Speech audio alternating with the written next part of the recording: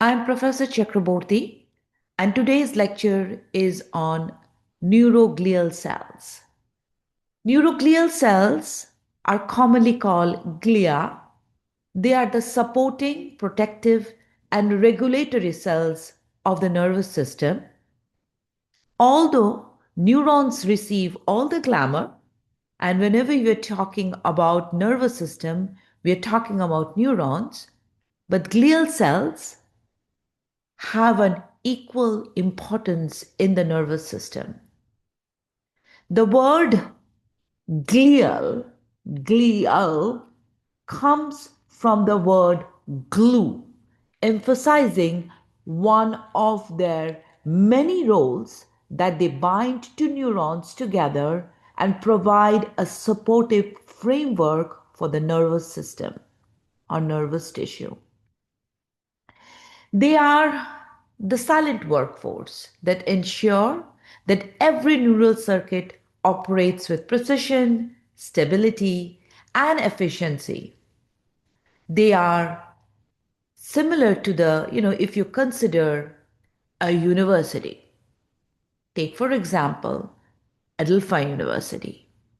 If professors and students are the neurons, there are several other workforce that have to work in order for the entire university to work properly, like the sanitation workers, the electricians, the public safety.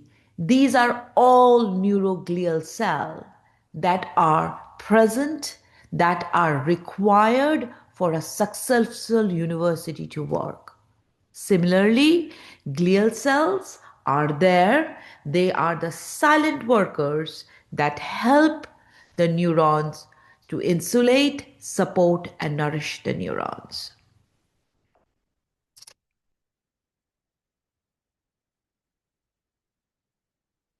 So, a little bit of background before we proceed. So, this is the entire nervous system. The nervous system consists of two parts: central nervous system, which consists of the brain and the spinal cord,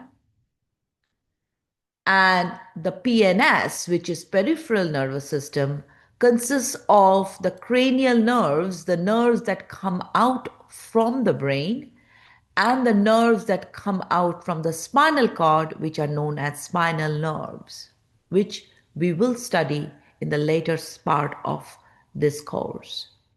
So, the nervous system consists of two parts: central nervous system, CNS, and peripheral nervous system, PNS. Central nervous system consists of brain and spinal cord, and peripheral nervous system consists of cranial nerves and spinal nerves. And both of them, like they have neurons, they have neuroglial cells. In the CNS, there are four major neuroglial cells. Number one, we're going to go over the preliminary functions of each of them right now, and then we'll go in details as we proceed. There are four major neuroglial cells: astrocytes, oligodendrocytes, microglia, and ependymal cells. Astrocytes are mainly responsible to maintain the blood-brain barrier, BBB. They provide nutrients to neurons. They regulate extracellular ion and neurotransmitter levels. They are very important for repair after injury. Remember, neurons have a very little capacity to repair once they are injured. So astrocytes play a very important role in neuron injury. Oligodendrocytes.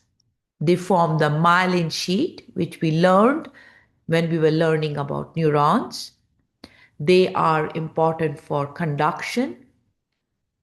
And one oligocyte is able to myelinate several axons.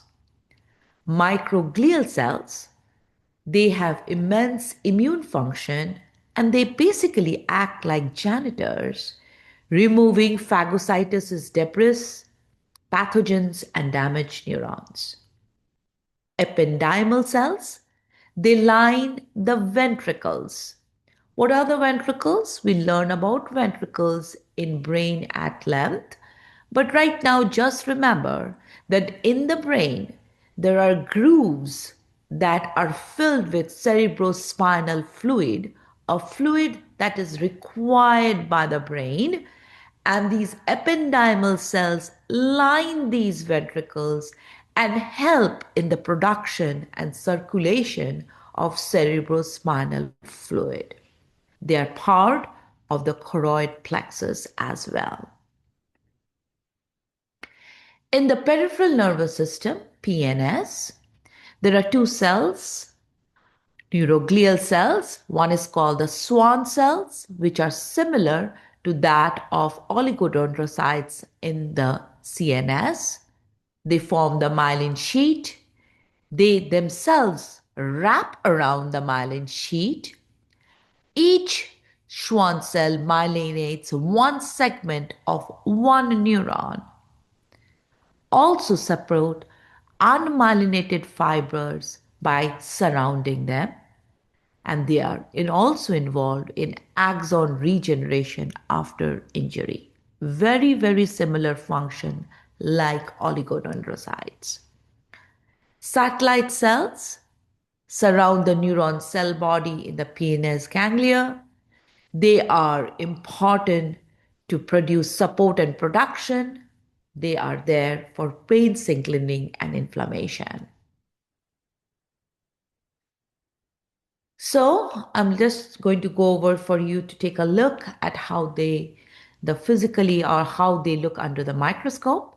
The first one, as you can see, the green shown in here are the astrocytes, and you can see they are all connected with the neurons. Oligodendrocytes, the blue structure that you see in here, these are the myelin sheet, and they form these myelin sheet, the oligodendrocytes. Microglial cells, these are there in order to help in the process of phagocytosis. And ependymal cells, these are the ventricles, they surround the ventricles, and these ependymal cells are involved in the formation of CSF, cerebrospinal fluid.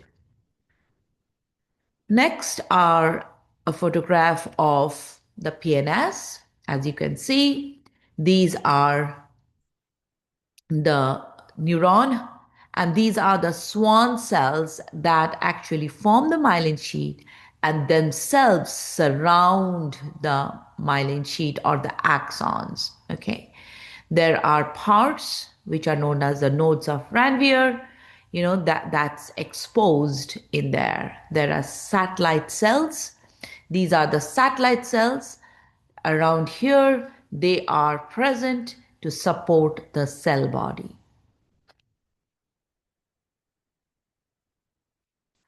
So we are going to start with the first one, which is the astrocytes.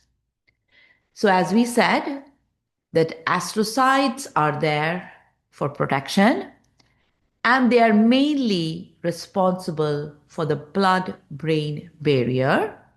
That's the main function.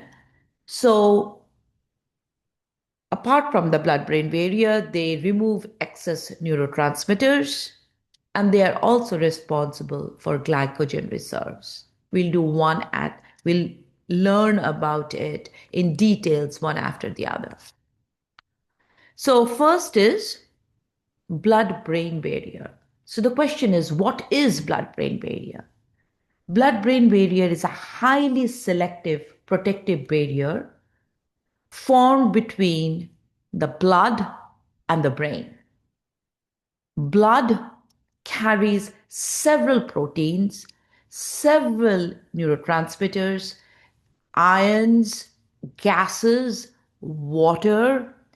So all of this cannot be transmitted or cannot go into the brain. It has to be selective. Why? Because brain is a sensitive structure.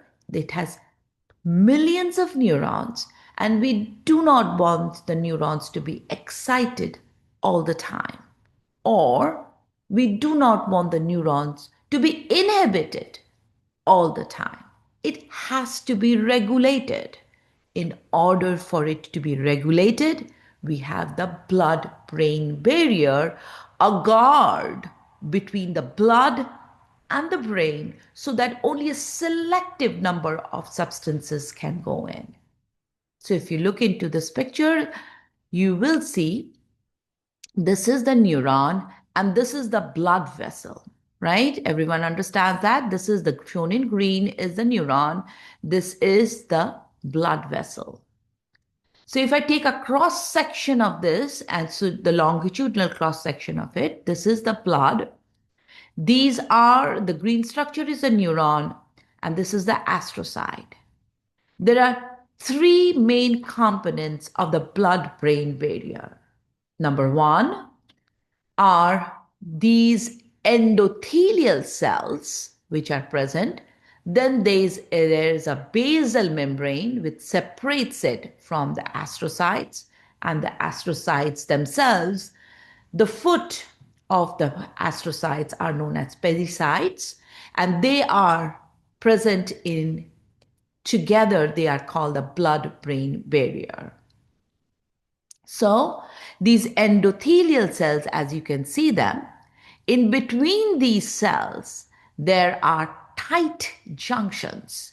These tight junctions are responsible for communication between the blood and the extracellular fluid, between the brain, blood and the brain, and this is the barrier. I want you to understand the selective permeability of the blood-brain barrier is very important, and it is maintained by the astrocytes. The astrocytes are able to regulate the tight junctions. How do they do the regulation? They regulate the tight junctions. So if they increase the tight junctions, number of tight junctions, they are able to make the membrane more or less permeable so that only the desired substance can come in. And if the requirement is such that we need more of those substances, they can increase the permeability by having more tight junctions so they can move into the brain. The blood-brain barrier is an extremely important structure, and its main function is to protect the brain from toxins, pathogens, and fluctuations in blood composition. It maintains homeostasis necessary for neuronal function. It regulates nutrients like glucose, amino acids, and also certain gases like O2 and CO2. It prevents entry of many drugs and large molecules. So, reviewing this again, blood-brain barrier is a highly selective protective barrier between blood and the brain. It is composed of endothelial cell, basal lamina, and the foot of astrocytes. Their astrocytes are able to produce growth factors which can regulate tight junctions, and as such, it can regulate the permeability of the blood entering into the brain. It is selective in the substances that it can let come into the brain or from the brain to go into the blood. So, one key important factor to understand here is in the brain, there are certain regions where the blood-brain barrier is broken. And these are area of prostema. So if you look in here, you will be able to see that this is the region where around, so here we are, we're talking about a region of the blood-brain barrier, which is the region of prostema. Region of prostema is a crucial part. It is a vascular structure near the brainstem and medulla oblongata, and it is there to detect toxins. If there are toxins, what it will do is it will induce vomiting reflux. As such, you will vomit out any toxins. So that is the reason that the blood-brain barrier is not there. There are several other regions like median eminence, which is in the hypothalamic region, where it controls it because the release of the regulatory hormones from hypothalamus happens. So it has to be, this blood-brain barrier is not there so that everything, all the regulatory enzymes can pass from the hypothalamus to the pituitary. Posterior pituitary is there so that hormones like ADH and oxytocin can be released. It is not there, it's very weak in the pineal gland. And then there are two other regions near the third ventricle, which is known as SFO, which is subformal organ. It is just beneath the fornix and near the third ventricle, and OVLT is also, which is organum vesiculum of lamina terminalis. These are region near the third ventricle where this sense, the osmolarity of the fluid that is coming in so that it can regulate it accordingly. And choroid plexus, because it is responsible for cerebrospinal fluid production, the blood CSF barrier is not there. So this leads us to the next glial cells, which are known as astrocytes. So I know we have not dealt with the synapse right now, but let's understand this a little more, in a very fundamental way. So remember, this is a neuronal end or synaptic terminal. So this is the synaptic end and synaptic. This is the axon of the presynaptic neuron. Pre means because it's sending signal. And this is the dendrite of another neuron, which is known as a postsynaptic neuron. Okay. So signals from here, which are basically vesicles with neurotransmitters, are released into this region, which is known as the synaptic cleft. And these neurotransmitters have receptors which are present in the postsynaptic neuron, which are taken up by the postsynaptic neuron. But there is no balance between the release and the uptake. So the release of the neurotransmitters is usually higher than the uptake. That means the receptors present on the postsynaptic neuron is relatively less than the neurotransmitters that are released in the synaptic cleft. The release of the synaptic cleft, the neurotransmitters, are there in the synaptic cleft, and if they are present continuously, it can lead to several diseases. So there is a mechanism by which the reuptake takes place, and that is helped by the astrocytes.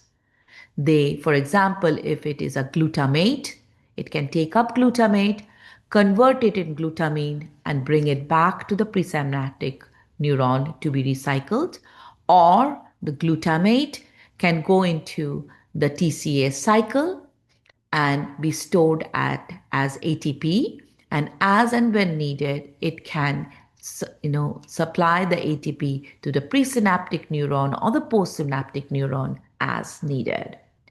So the reuptake of these neurotransmitters are very, very important, and we will learn about several diseases when they are present in there and are not taken up quickly enough, what happens. But right now, just remember, these reuptake of these neurotransmitters are done by the astrocytes, which help to recycle or production of ATP in order for the proper functioning of the electrical impulse to carry on within presynaptic neuron and postsynaptic neuron. This is the second function of the astrocytes. Then the third very important function of astrocyte is glucose uptake. For neurons, glucose is the only source of energy.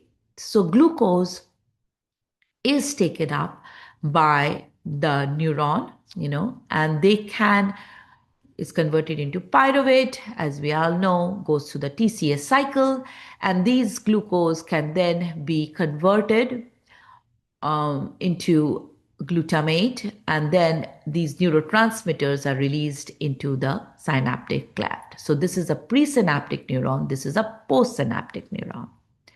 Now, these glutamate, as we said, if they are present in excess in this region, in the synaptic cleft, can cause several diseases. So they can be taken up by the astrocytes, and then they can be converted into glycogen and can remain stored in the astrocytes. And when needed, this glycogen can again be converted into glucose and can be recycled. In addition to that, glucose can also be taken up by the astrocytes and converted into pyruvate, and pyruvate can be transported to the neurons, and they can use it as a source of energy and can be used to form the entire cycle of events can continue. So it is very, very important that astrocytes help in the glycogen reserve.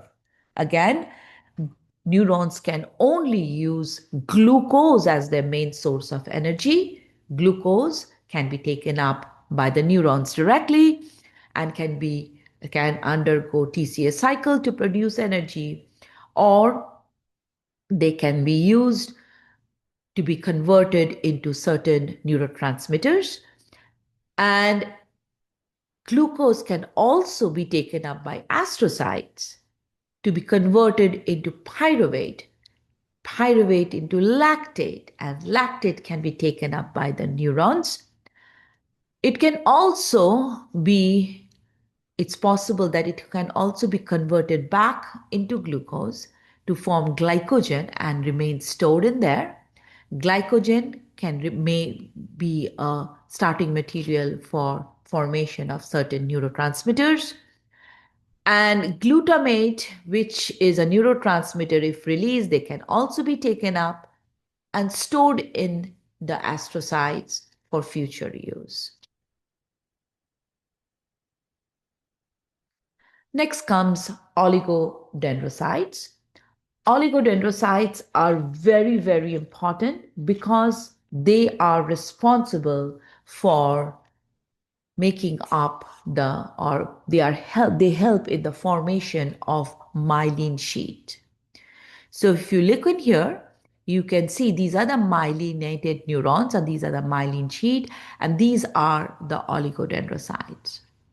The oligodendrocytes, the counterpart of oligodendrocytes in the PNS is the Schwann cells. Schwann cells also produce myelin sheet, but those are in the PNS. The oligodendrocytes, remember, the myelination of the axons is essential for electrical conduction because it speeds up the process. Only the region where there are the nodes of Ranvier, where several sodium potassium pumps are present, the myelination is not there. Rest, each of them are myelinated. And these oligodendrocytes are able to myelinate several axons at the same time. So, one oligodendrocytes can myelinate several axons. In case of swan cell, actually it doesn't happen. Each swan cell is able to myelinate only one part of the axon. So that's kind of a difference, which we will do a little later. So here we see that near the nodes of Ranvier, there are no oligodendrocytes, but one oligodendrocyte is able to myelinate several, parts and several axons. So this is the difference between oligodendrocytes and swan cell. One common commonality is the function of both oligodendrocyte and swan cells is to myelinate the axons. But one oligodendrocyte is able to myelinate several fractions of the myelin sheet in one axon, or is able to myelinate several axons. One oligodendrocyte, several axons. But in case of swan cells, each segment is myelinated by one swan cell. Remember, these swan cells not only myelinated, they actually wrap themselves around it to form which is known as neurolemma. Okay, so these are little different in the way they actually myelinate the axons. This is basically showing you the differences between oligodendrocytes and swan cells. There are certain common factors and then there are certain differences. The common factor is both are responsible for myelination of axons. Oligodendrocytes are present in the CNS. Swan cells are present in PNS. Myelin, one oligodendrocyte is able to myelinate many axons. Swan cells, one axon segment, one swan cell. Regeneration of the CNS with oligodendrocytes is really poor, but with swan cells, it's excellent. So that is the reason when a neuron gets damaged in CNS, becomes very hard to regenerate it. But in the nerve system, in the PNS, if any damage happens, there is a high probability that it can be regenerated. Repair environment is inhibitory, and in this it is supportory. In oligodendrocytes in the CNS, there are if there are certain diseases associated with myelin sheath degeneration, which is known as multiple sclerosis. Multiple sclerosis or MS, the oligodendrocytes and the myelin sheath of the CNS deteriorate and are replaced by hard scar tissue. So these scar tissue are unable to transmit impulses, and that can lead to multiple sclerosis, which leads to double vision, blindness, speech defects, neurosis, tumors, and patients really have a hard time knowing the reasons for it.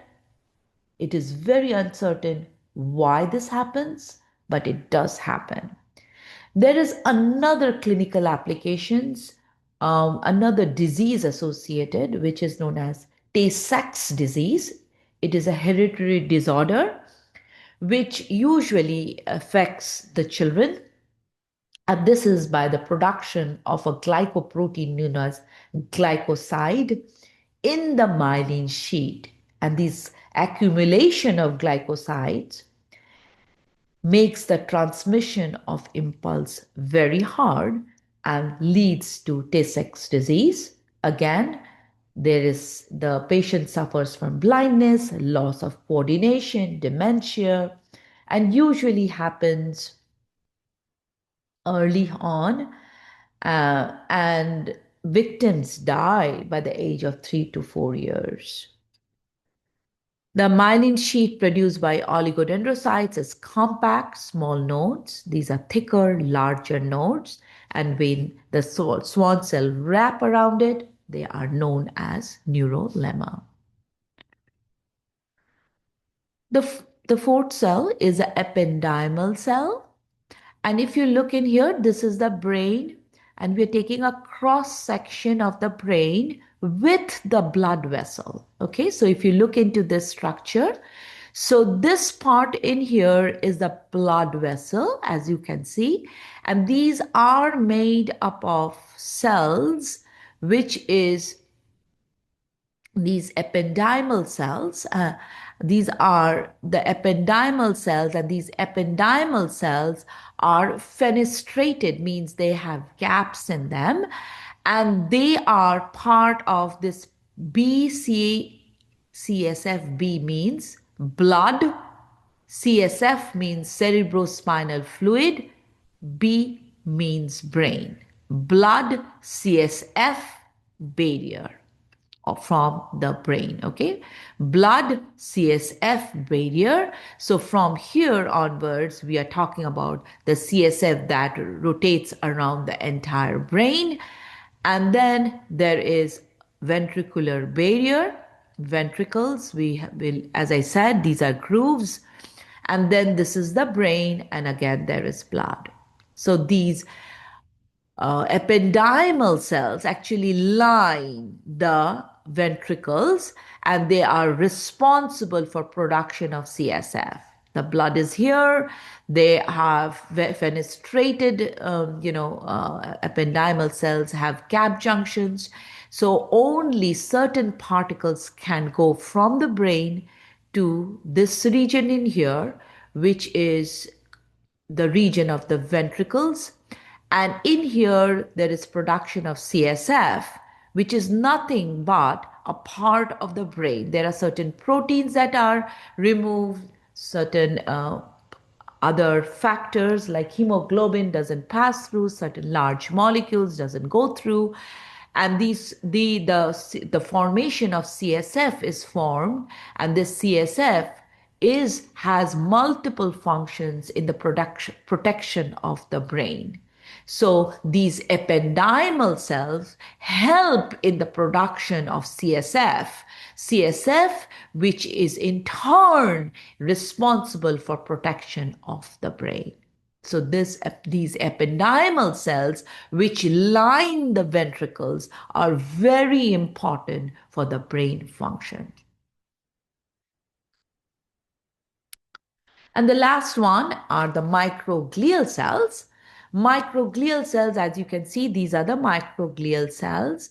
And the microglial cells have two major functions, actually. Number one, they have an immune function. And number two is they are like janitors. They remove the debris and pathogens from the neuronal vicinity or environment. So as you can see in here, I've shown in the microglial, there are two types of microglial that are produced. One is neurotoxin microglia, and the other is neuroprotective microglia. These neuroprotective microglia and neurotoxic microglia produce what is known as cytokines. Cytokines are chemicals which can be of two types. One can be pro-inflammatory, and the other is known as anti-inflammatory. Pro-inflammatory are the ones, they help in the formation of inflammation. Anti-inflammation are those which stops the inflammation. So if this is the neuron, as you can say, this is the cell body, these are the dendrites, this is the axon, this is the myelin sheath, these are the axonal terminal. If there is any damage, say for example in the axonal end, what will happen is these They will, in order to reduce inflammation, these neuroprotective microglia are going to help them in the repair mechanism. So once there is a damage, there are debris form, and definitely there is some sort of a pathogen attack or certain virus infection, and those viruses are taken up by the microglial cells. Okay. Apart from that, for neuroprotection, they will produce anti-inflammatory cytokines in order to repair it. These neurotoxic microglia are present to remove the debris, and also further, if the cell completely dies, it will go into phagocytosis. That is, it's going to eat up the cell so that that neuron does not infect any other neurons. So this actually shows two types of functions uh, of the microglial cells. As you can see in here, there are 8 different forms that it can help. The number one is it is involved in neurotransmission.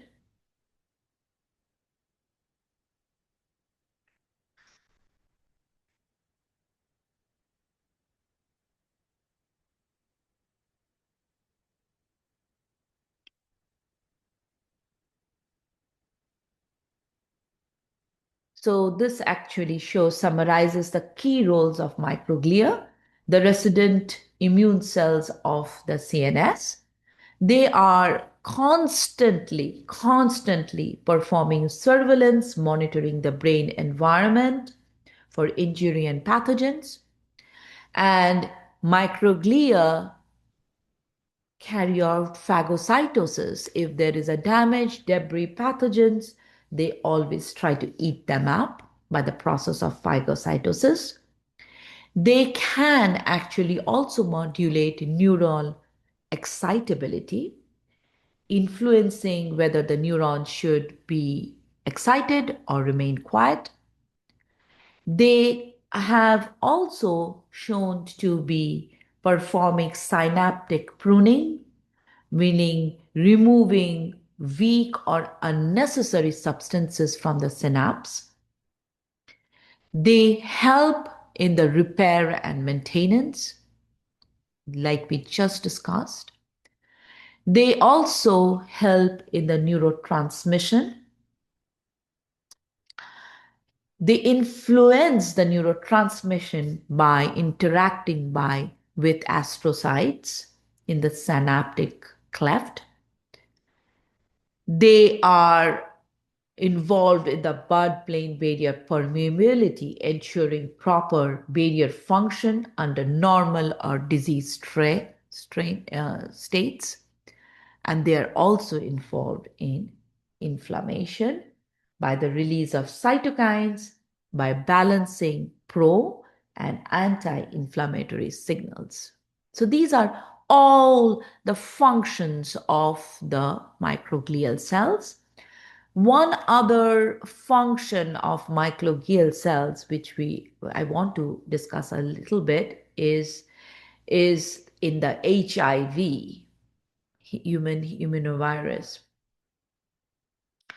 HIV virus infects microglial cell, where it can remain silent. This is the silent form, latent infection. It can, infect the microglia and remain silent.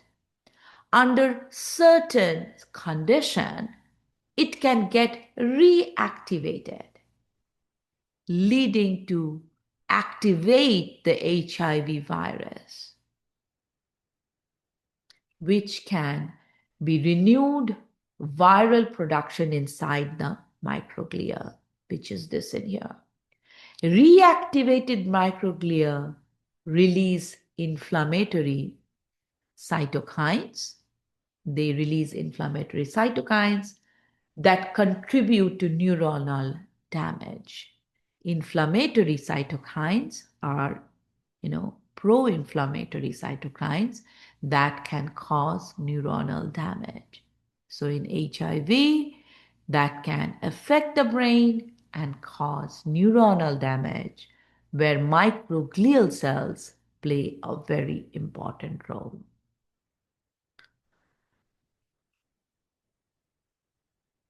This actually ends the neuroglial cells. I hope you have understood it and understand the different functions of the neuroglial cells in the CNS and PNS.